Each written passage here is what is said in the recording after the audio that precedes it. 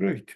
So today is October 3rd, 2024, and today's workshop is about grasp motor skills. So we'll start with this slide that when we think about what grasp motor skill is, it is easier to change what activities don't include or don't need grasp motor. Actually, the majority of the things that we do somehow are linked or related to grasp motor. Later, I will speak about grasp motor in detail, but just imagine a life with minimum grasp motor skills, and then you will realize that even when you are about to get out of bed, it's a thing.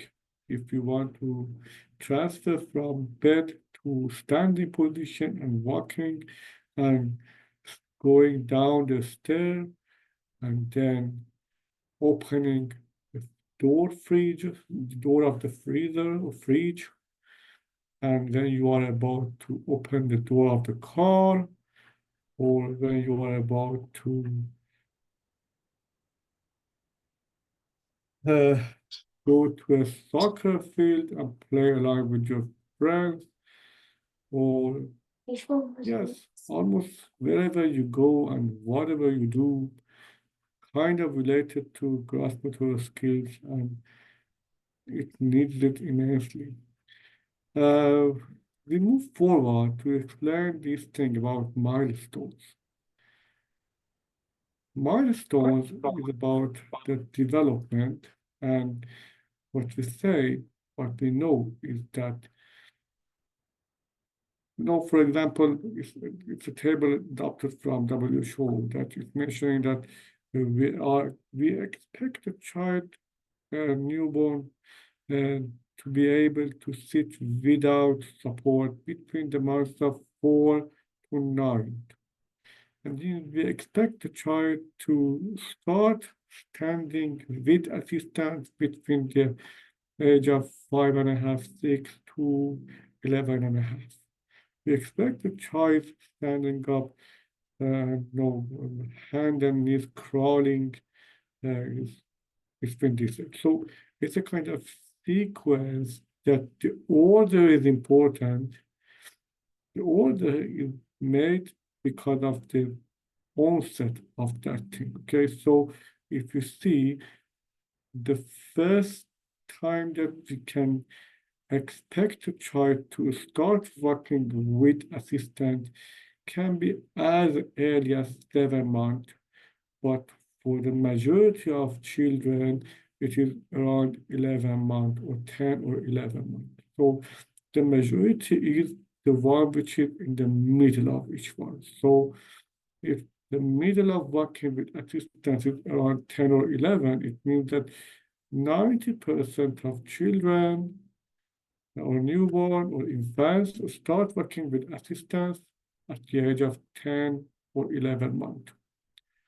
Yeah, there are rare children that start working with assistance and is still considered typically developed at the later age or at the earliest age. However, the majority of them will be, there is a kind of, let's say, normal distribution graph that we all know, have studied this kind of upside down U, which is about the average is the majority of people standing in the average part at the peak. Right? So it's about the milestone, and grasp motor skills have its own milestone. For example, we can expect a child at the age of between 0 to 3 months to turn head to each side when I look.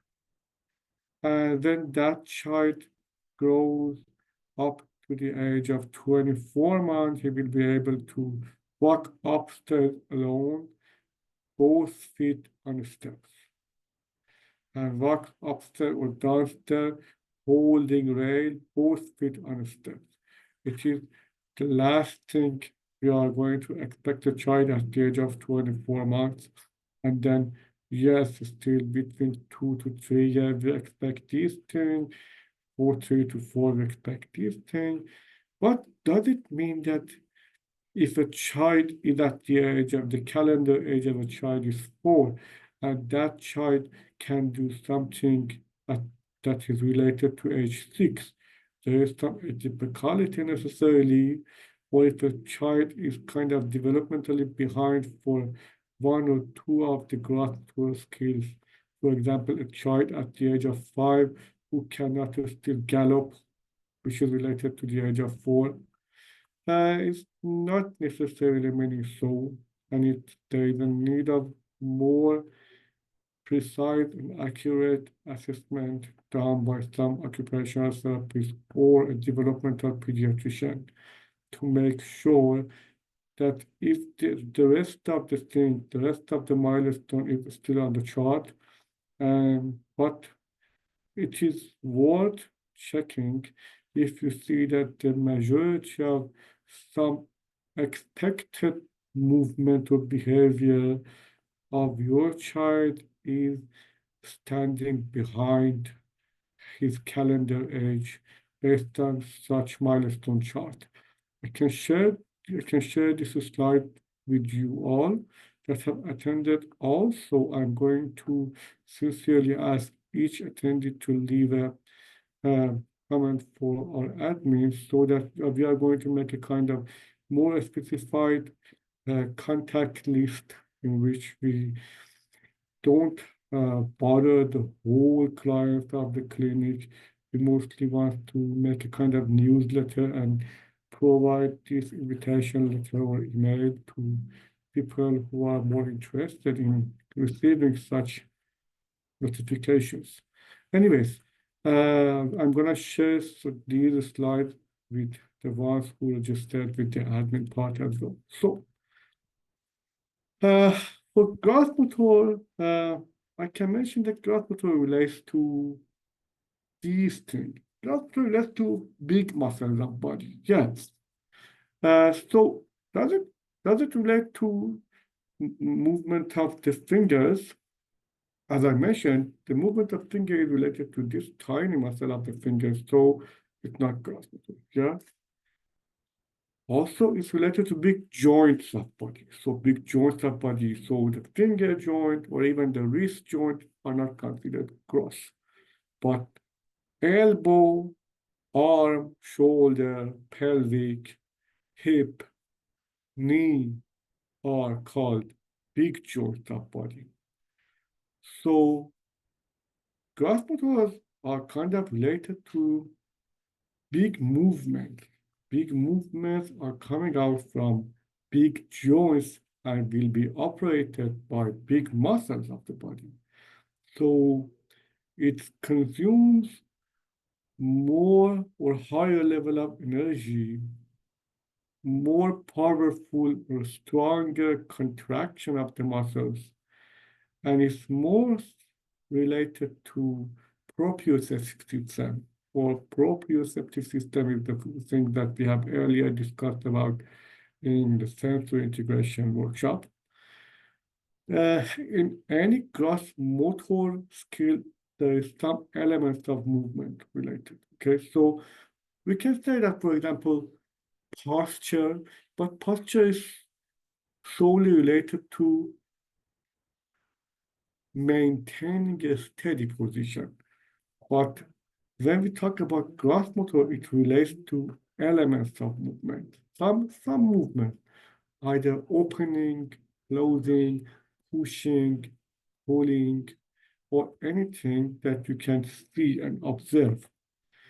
So, gross motor skills and core trunk and posture are related to each other, because if you have a good core trunk and postural stability, then you will be able to have a better movement coordination and better balance skills. If you have a weak core trunk and posture, all your gross motor skill will be diminished. And negatively impacted. And also, it's about physical readiness as well. So many of the children who receive low mark at sport task or in a school setting, the ones who prefer to play seated task or game, or the ones who are preferring quiet game, not too noisy, spending time with reading book, not being attracted to kind of movement challenging game or sport, not preferring competitive game that need physical stamina.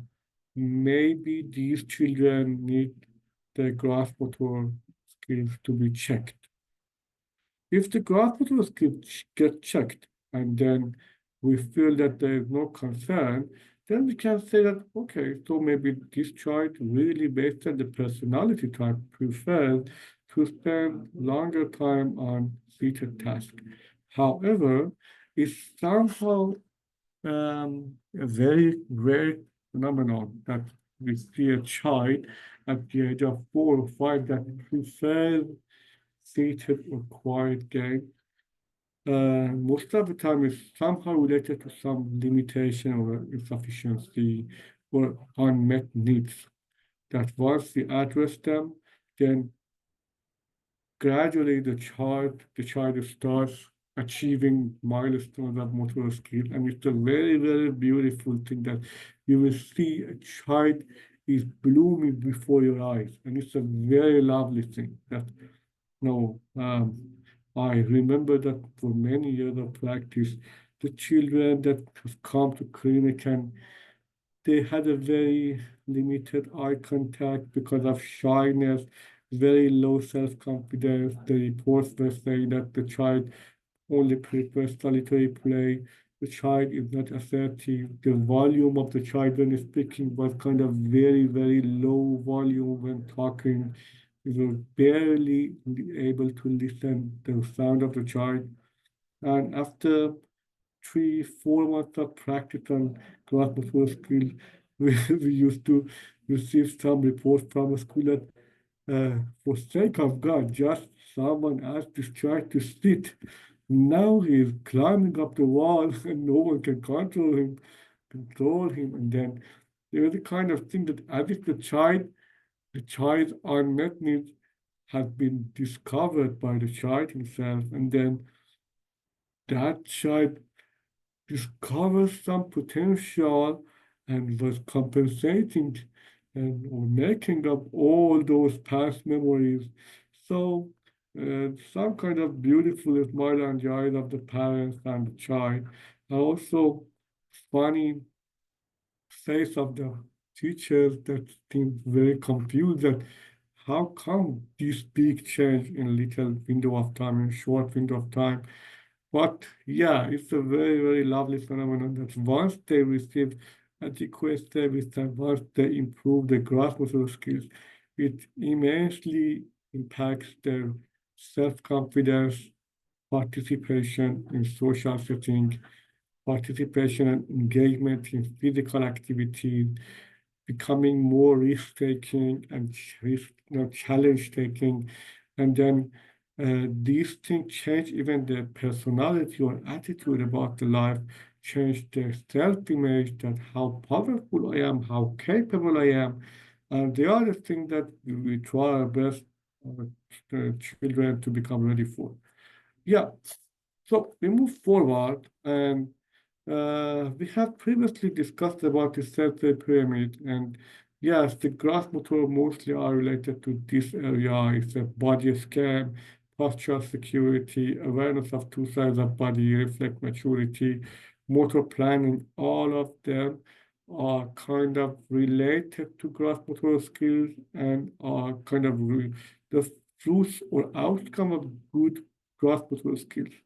And they are kind of related to proprioception and vestibular, but mostly proprioception. So proprioception here, these things in the middle level, and then maybe a few of them like postural adjustment or eye-hand coordination here and here that end to behavior and learning even are kind of related to grasp motor skills. So we move forward, and this slide is the one that I need your attention to be the full on.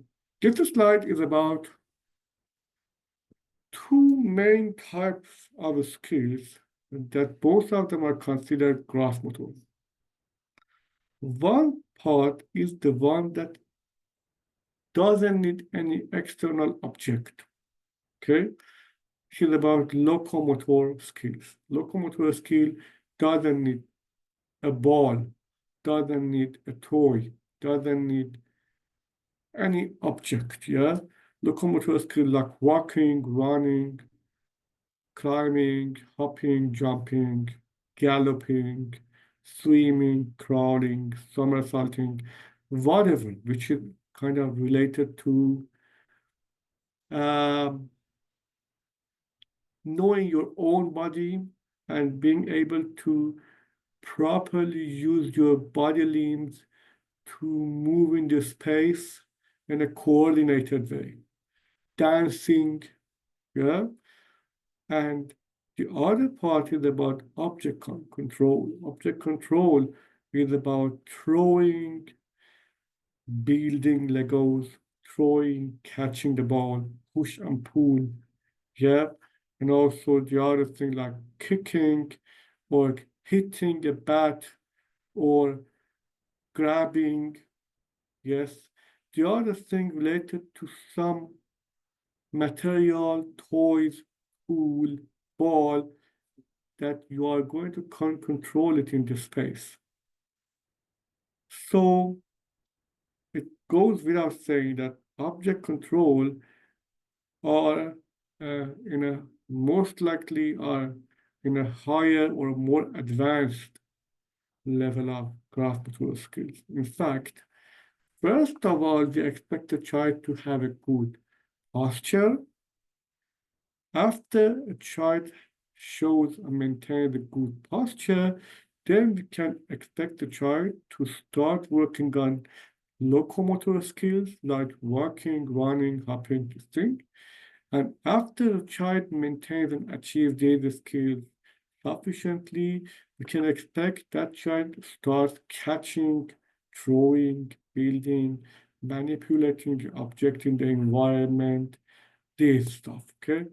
So even this object control can be in different versions from easy to hard. For example, if the ball is on the floor and the child also has stood behind the ball, we have two elements that both of them are static. The ball is not moving. The child has stood behind the ball and is not moving. All the child needs to do is a simple kick. So that is still object control, but it's a very simple version of object control, like kicking. But the same kicking task could be a little harder if we ask the child to go back, go back, go back. And once we say start, the child is supposed to run toward the fixated ball and kick to the ball. Kick the ball when the ball is fixated previously, and we ask the child to run toward the ball and kick it. So it is one step harder than asking a child to kick the ball when he stood behind it. So maybe next level is that we ask the child to stand steadily and we gently roll the ball from front, and then we ask the child to kick it. Next thing maybe is that we can ask the child to kick the ball which we are passing or bouncing, not from the front, but from the sides. And it is much harder for a child to maintain the correct position and better timing or response time and better visual field reaction time than to kick the ball, which is moving.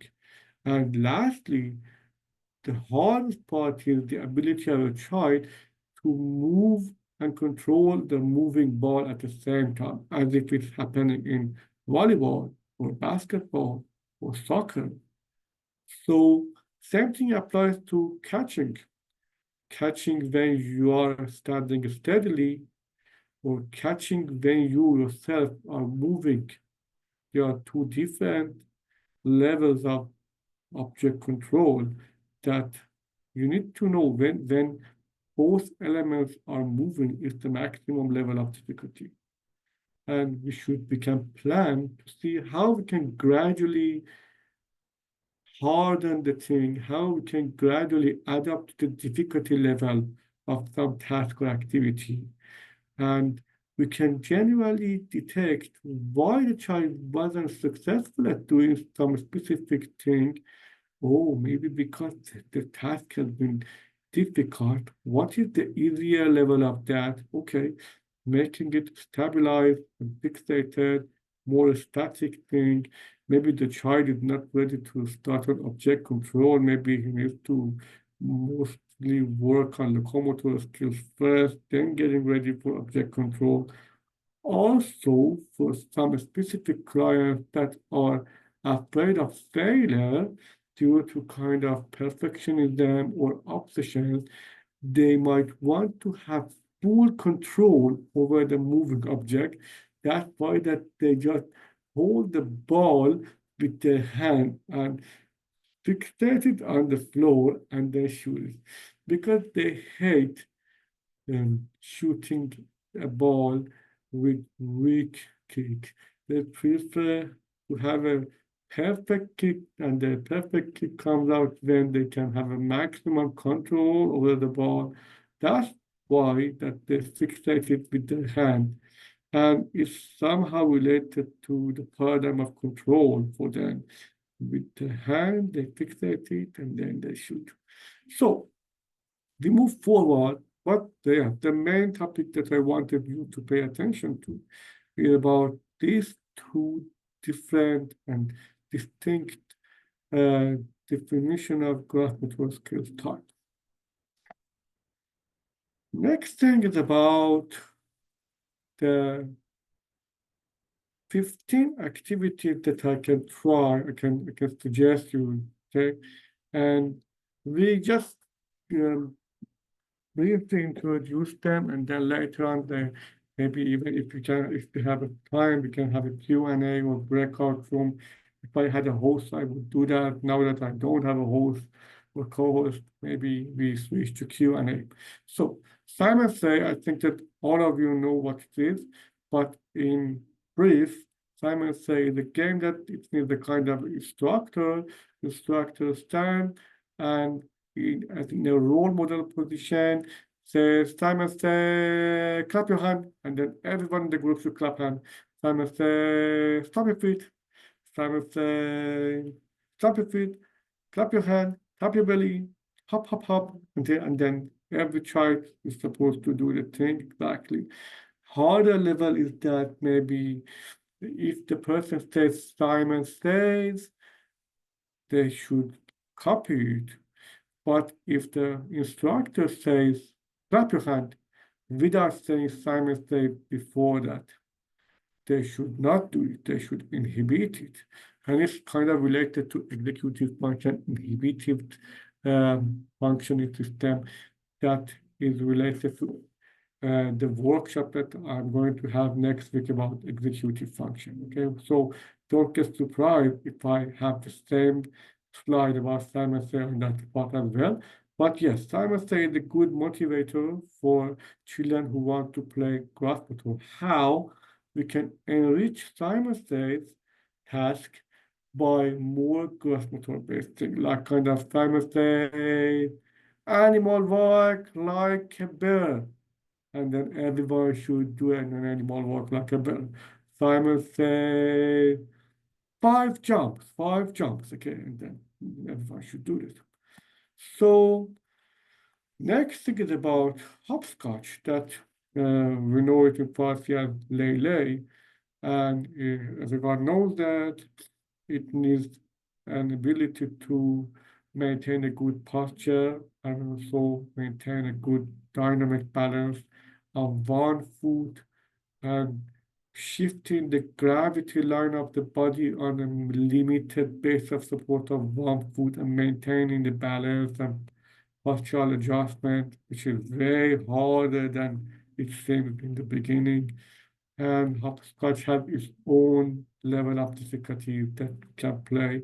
Even back home, I remember a game that was the most attractive game I have in my memory of childhood. I don't know if you have heard this name or not, but I used to play Garnier, and Garnier was a format of Lay that we didn't need a chalk, the drawing, table chalk on the asphalt of the street, but we needed a kind of big space, and then two groups and children. The person who was supposed to do hopscotching in the big space was supposed to tag. The other group was supposed to run away from the person who was tagging. So it's a kind of mixture of tag and hopscotch. And it was very hard, and we knew how to limit the space of a child not to run away. We captured them to the corner and then uh, just tagged them. It was a very delightful and lovely memories of Garnier, because I my lovely memory is that when I was at the age of 8.5, one day I went mountain climbing along with my dad, and that was not a mountain, it was like a kind of hill. But for me, it seemed like a mountain. And I truly remember that, I clearly remember that day that I started to run downward, downward, and the hill was very steepy. And since the hill was steepy, I found myself running, but I wasn't able to stop. Actually, I had to keep running. I had to continue running, and there was no break operational at all. So I was running with the fastest possible level of running. Um, Beside me, there were lots of bushes and you know dried plants, and the soil was so dried, and there were little rocks around me. It was very frightening. Then all of a sudden, I found myself in front of a very big rock, maybe 1.5 meter height. And I was running toward that, and my speed was so fast that I was not able to change the direction of my movement. That is scary. Then I had no way but jumping over that. So just imagine that in a very steep hill, I jumped over that rock, which is about 1.5 meter height. Then I had a very nice fall afterward, and then it broke. No, I broke my ankle. So I broke my right ankle, I assume, and so there was no way. I had to go for casting, and I had a casting in. All my classmates wrote some kind of memorial on my casting, my leg, and I only had one left leg. Then, how it relates to Garnier was that since I was supposed to have that casting for 1.5 months because of the severity of the fracture, I had to have it for 45 days on my right leg. Then, with my left leg, I started to practice. I was after 10 or 11 days, I was able to climb up the stairs without help by 1 foot, climb down without help by 1 foot. And then I really was proficient at playing Garnier. with my left foot much better than anyone, as if I was running and chasing the other.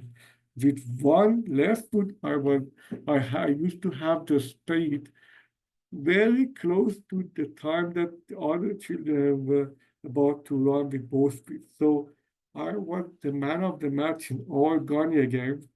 And I truly, clearly remember the time that as a person at the age of 8 or 9, before that fracture, I was not among the top 5 of any physical activity or any physical sport. I remember the time that I was humiliated by the other teammate in the soccer squad, and I had to be pushed to take the role of a goalie or goalkeeper. And let's say nobody of every game. No one wanted to draw me early. So, but that fracturation in my right ankle and that enablement happened in my left foot due to that casting really made a kind of big change in my life attitude. And I learned that, yes, by practice, we can improve the quality of our perfect, no, the quality of our movement or anything. It's a matter of willpower. So I became the man of the match in all Ghana games. And everyone loved picking me or choosing me when they were about to make a group or team. Yeah, so just a memory about hopscotch and Ghana, but I just utilized this opportunity to talk about it in more detail. So, after hopscotch, we can talk about obstacle courses. Obstacle courses is a very broad term that you can practice and try at home or most likely in indoor playground. In indoor playground, you can do that. But what it is, you can imagine it that there's a kind of ninja game, Ninja Warrior. Have you ever watched Ninja Warrior? That there's a kind of obstacle course or challenges that they put, and the child is supposed to run zigzag between the cones or hang from some rope and moving and swing from one point to the other, and then rolling over or creeping underneath some rope and then jumping from one height to another without falling down and controlling the balance between a moving barrel. Or yeah, gradually it gets harder and harder. And then obstacle courses have something in common. They should be gradually getting harder. They should be gradually getting harder. So the good obstacle course should start with the most doable and simplest movement sequences in the beginning. And when it goes forward, when it continues, the next levels are going to get harder, more challenging, more difficult. And gradually, child learn how to improve the skills to have a better record. Yeah. So it's about obstacle courses. Kick a ball that I've previously example about that when we say kick a ball, we are referring to object control. Object control that yes, either two elements are steady, the child and the ball, or the child runs to the ball to kick, or the child stands steadily, the ball moves from front or from side, and finally, eventually, both child and the ball are moving, and it's either about to catch the ball or kick the ball or control the ball. Yes, it's about kicking the ball. But did we talk about the size of ball? Yes, we didn't talk, and it's the other element that how you can make an activity easy or hard. So the bigger the size of ball become, easier it is for a child to control and to kick. So if the ball is fully inflated, it is harder to control.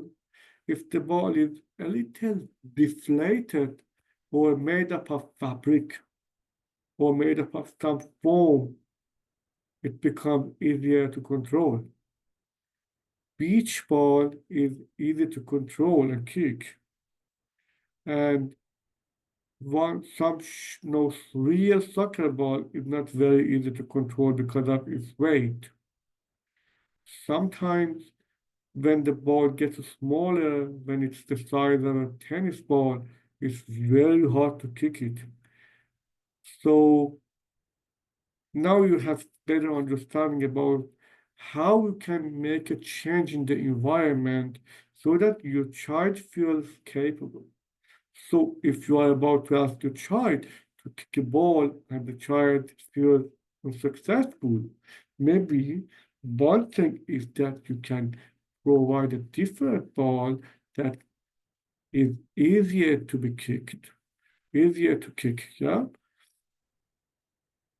Next thing is about balance beam, that you can use it when working on the old beams or kind of maybe uh, any way that you go, there are some kind of, now in any side work you can find some beam.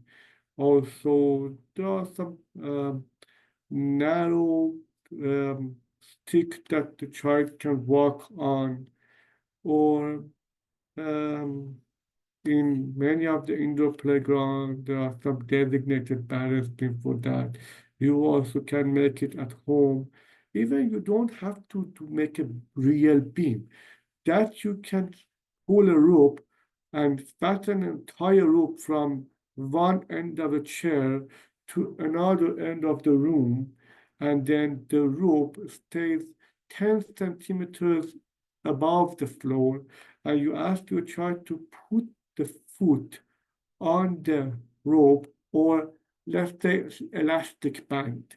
Instead of rope, you can use elastic band with 10 centimeter height over the floor, and you ask your child to step on the elastic band to make it as close as possible to the floor, and you are going to ask your child to keep putting his feet on the elastic band and moving from one side of the room to the other without letting that elastic band jump up. And then it's the kind of balance beam that you can make at home. Or there are other things related to little steps that I can share some Amazon links with you about the product to buy, that how you can utilize those spiky hemispheres that like stones, that a child should jump from one stone to the other as if it's a kind of mountain climbing or balance beam thing. Or jumping, again, jumping have different versions, jumping from height, or jumping toward height, or jumping from one height to another height, or jumping and catching at the same time, or jumping when roaring like an animal, or jumping based on the number of times, or rolling a dice, and if the dice shows 6, the child should jump 6 times, or saying the name of an animal and asking the child to jump with that picture of animal in mind, and different versions of jumping that you can try or ask.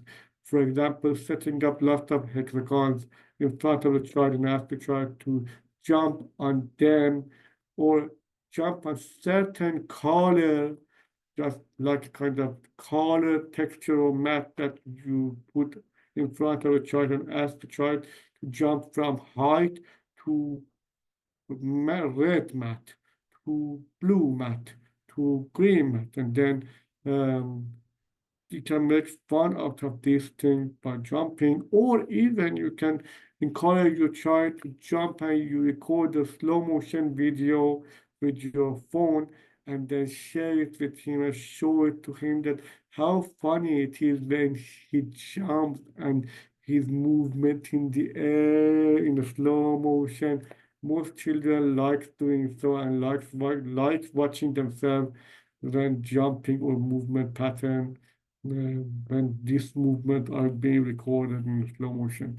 So the other things for skipping, like kind of for skipping, rope skipping, that is another task which is a very great activity, not only for gross motor skills, but also for improving and boosting cardiorespiratory capacity and physical stamina and physical capacity. Because frequent and speedy hopping is one of the best activity for aerobic exercises, and it facilitates this job. And so next thing is about animal walk. And animal walk is the thing that is very well recommended and documented in many of the articles and literature, how it can be effective and helping to the children development of gross motor milestones. Because from evolutionarily point of view, that animal walk, you know, we have two different patterns of evolution or development in our brain.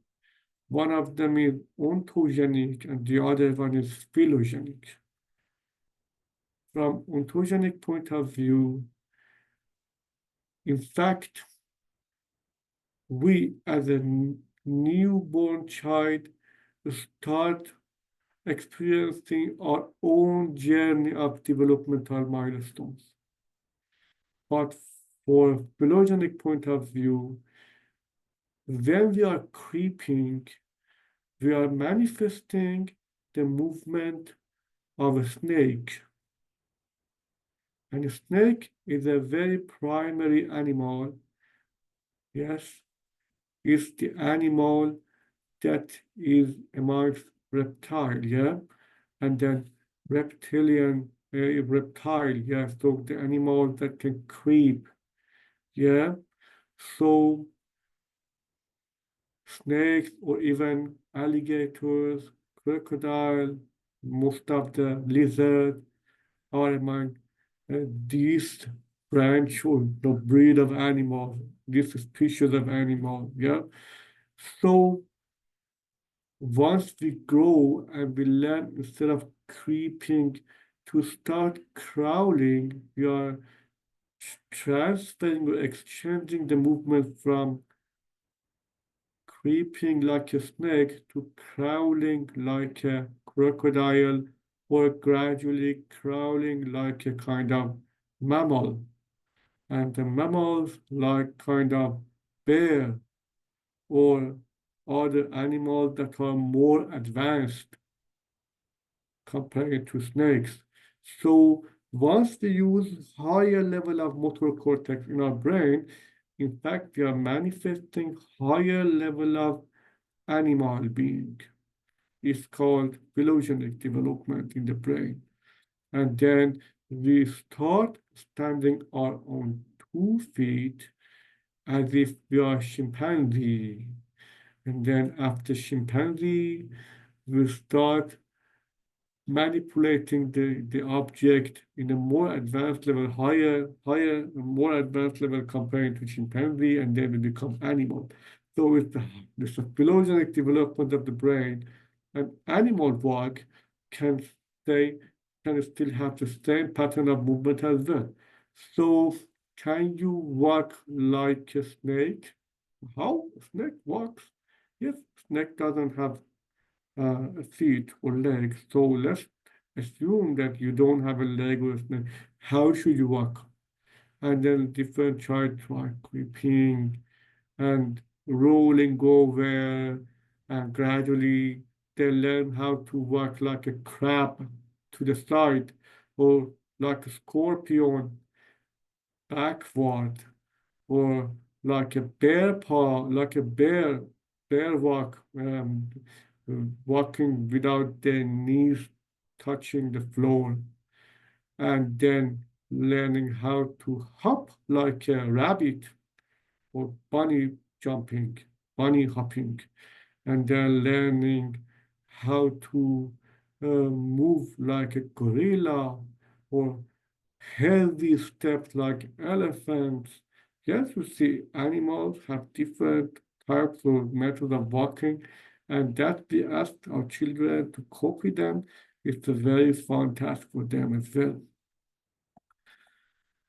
Bowling game, yes, that you teach your child how to roll, how to pick a heavy bowling ball and roll it toward the pins. It's the kind of activity of gross motor that you can try.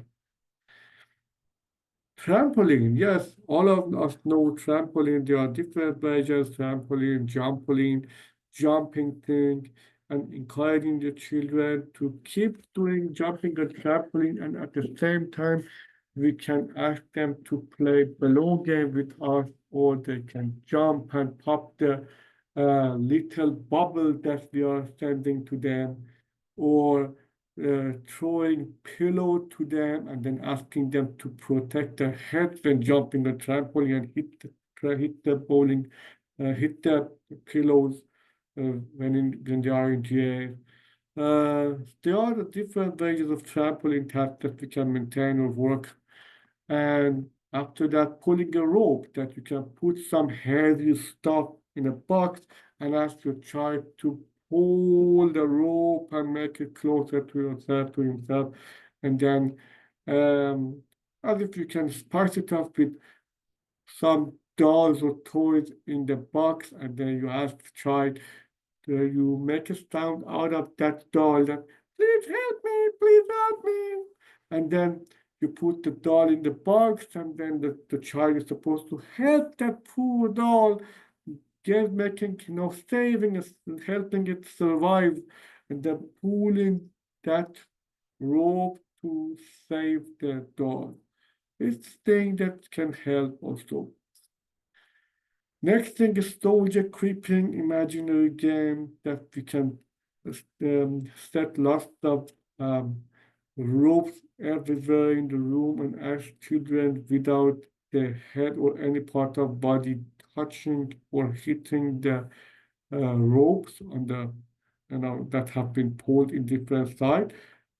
They should creep underneath them, or they should creep underneath the bed frame from one side to the other side.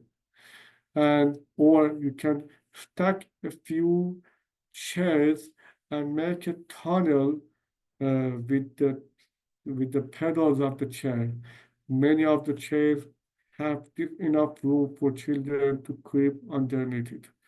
So they are soldier creeping, and in order to make it a little harder and minimize the movement of the hands of child, I recommend you to give something like a stick or long Lego or a pillow or a doll in their hand, so that they have to hold that doll or gun or anything in their hand and creep and crawl, so that they learn how to creep with the closed arm.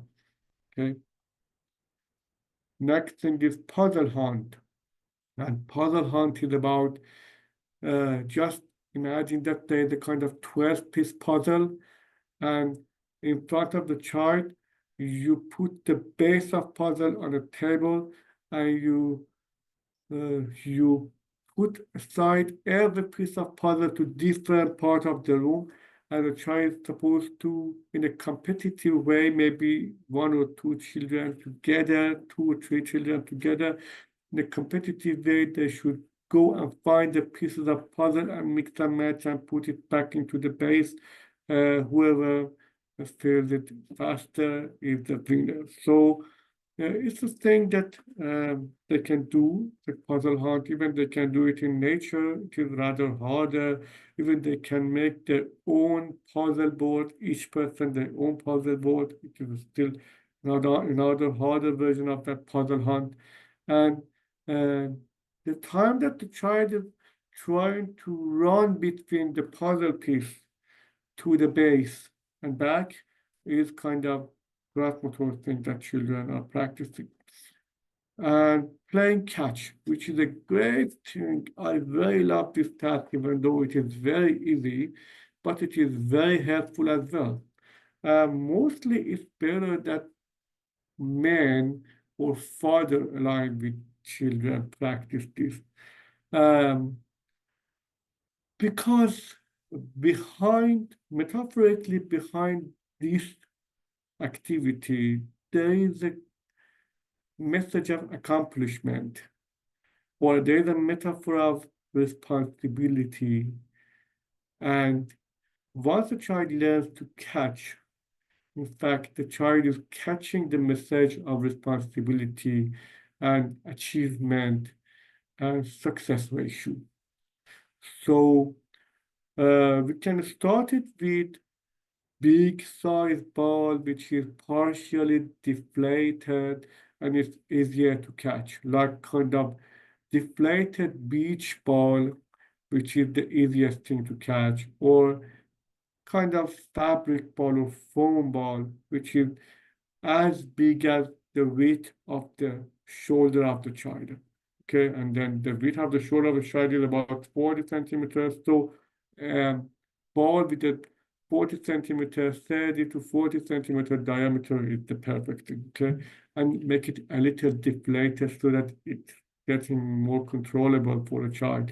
And then throw it toward the child, and the child is supposed to catch from very close distance, and gradually we add up the distance, and gradually we make the ball smaller or more bouncy or more inflated, or the speed of the throw from that to the child can be a little faster, or maybe 2 or 3 balls at the same time. The child is supposed to keep catching them and not missing any of them.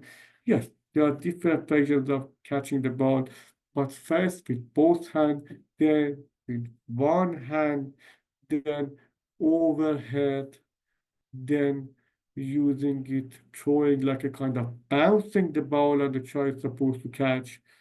Yes, there are different versions of catching the ball. And finally, hula hooping. That hula hooping is the other thing that all of us know. And there are different types of activities we can do with hula hooping. The most common one is the one that we keep spinning and rotating by that. But if we have 2 or 3 hula hoops together, and then those loops, we can put them close to each other. We ask the child to move in between them without their body parts hit them. So it's improving the body scheme and body awareness. They should learn how to move in between those loops, that we have set them in different angles, and the child is supposed to move discreetly and cautiously between them without any part of the body hitting. If it hits, we make a sound like, oh, and then the child is supposed to start from scratch. Okay, so just before we terminate today's topic, there are 5 hints that I want to talk about. These 5 things are important, and I need you to pay attention to them as well. First of all, lifestyle reflects the value system. So what it means? What it means is that I have seen many of the families that want their child to be active and energetic and do not sit only at the computer or PC and be very energetic. But once we see the family, both parents are laying on the couch, tired, just scrolling their Instagram or social media. They are tired, they are right. They have come back from a very hard day. It was a very long day to them. But actually, the picture that the child is recording with the eye is that father and mother are tired and they prefer relaxing on the couch. And at the same time, they are expecting the child to show his energetic. So it's kind of reflection of the value system, that how much we spend time over a physical readiness task.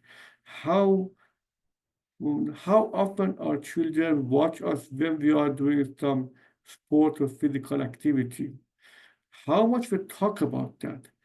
Do we collect the picture of this thing? Do we pursue the sport-based activities or news? Do we talk about this thing at all?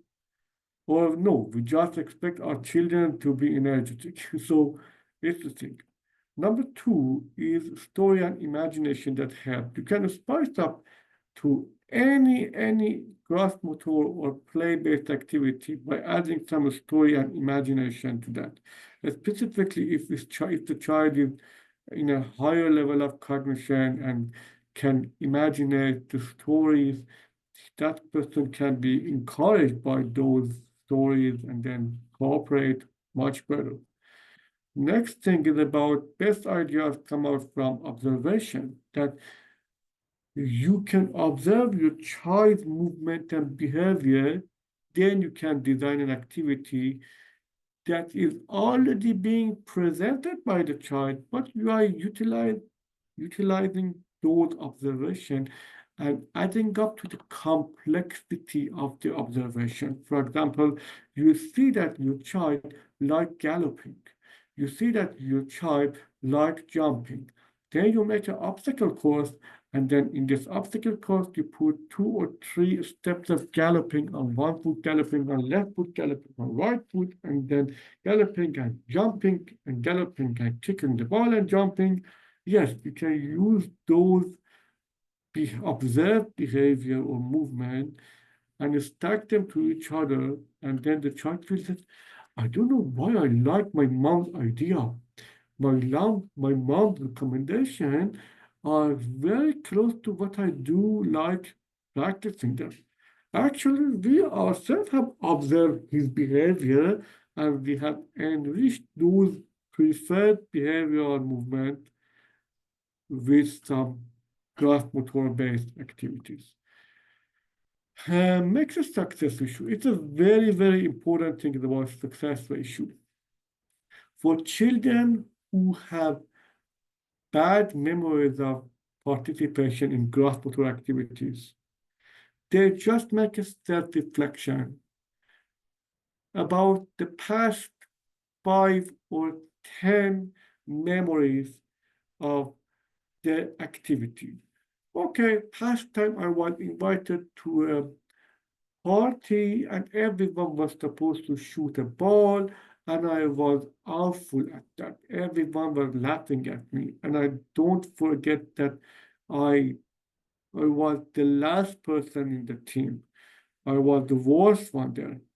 So with that memory in mindset, how can you engage your child? How can you encourage your child to try it one more time? So you should pay attention to the success ratio. Provide some doable activities to make a better record in the child mindset first. Some success ratio of over 70% success in the past 10 attempts can encourage the child or make him braver to try novel physical or grasp motor skills activities. And finally, after you do some grasp motor skill around with your child, invite your own child to talk about that. What part of that was favorable? What part didn't you like? What part was hard? What activity you can add up to this game? How do you want to continue it? How can you practice this part so you can pass this level? What is your strategy to fulfill the level, the part of the level that you couldn't achieve? The other thing related to success issue and also self-reflection. The method of inviting the child himself in self-reflection and having dynamic conversation with the child is called dynamic interactional learning. that is one of the best approaches for children that are able to actively participate and have a voice in designing the activities. Yeah. So the other things, and then we don't have time for breakup. We have time for Q&A if you have any. So thank you very much for your attention and time you spent with me. And now it's time that I can stop the recording the video, and then you can have your question if you have. Okay.